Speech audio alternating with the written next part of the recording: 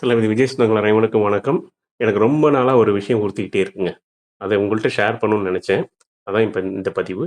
ஆ கொஞ்ச நாளுக்கு முன்னாடி வந்து அண்ணன் காஞ்சிபுரத்தில பேசக்குள்ள என்ன சொன்னாருன்னா, நம்ம ஆட்சிக்கு வந்தா எல்லாருக்கும் வீடு, வேலை, அப்புறம் 2 வீலர் சொன்னாரு.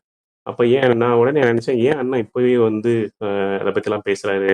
2 வீலர் குடுக்க போறத பத்திலாம் பேசுறாரு. அப்படி அது எலக்ஷன் டயத்துல அனௌன்ஸ் பண்ணா போதுமே அப்படின்னு. அப்புறம் தான் எனக்கு ஒரு விஷயம் என்னுடைய புரிதல் என்னன்னா, ஒரு விஷயம் புரிஞ்சுது.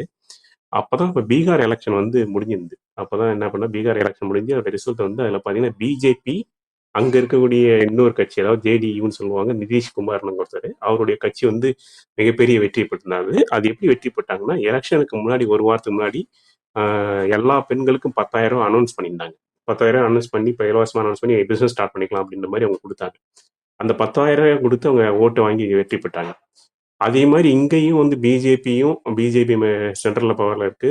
அதே மாரி ஸ்டேட்ல வந்து அ பி டிஎம்கே இருக்கு. இவங்க 2 பேரும் பொங்கலுக்கு ஏதாவது அமௌண்ட் குடுத்து எலக்ஷன் முன்னாடி அமௌண்ட் குடுத்து ஓட்டு வாங்கிடுவாங்க அப்படின்ற மாரி நெனச்சிருக்கலாம். அதுக்காக வந்து ஆனா இப்பவே அப்படி ஒரு பிளான் நமக்கும் இருக்கு. நம்மளும் 2 வீலர் தர்றதுக்கு ஒரு பிளான் இருக்கு அப்படின்ற மாரி சொல்லியிருக்கலாம் அப்படின்ற மாரி நான் நெனச்சேன். எந்த அளவுக்கு அது உண்மைன்றது தெரியல. அப்படி அண்ணா நெனச்சிருப்பாரான்றது நான் நெனச்சேன்.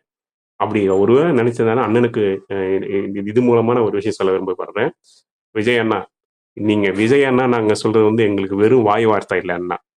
நீங்க வந்து எங்களுக்கு வாழ்க்கை. அதாவது எங்களுடைய சொந்தம்ண்ணா நீங்க. விஜய் அண்ணான்னு சொல்றது எங்க உள்ளத்திலேருந்து சொல்றோம் நான்.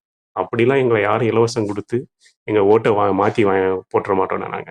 எப்போதுமே எங்க ஓட்டு உங்களுக்கு தான் அண்ணா மறந்துறாதீங்க.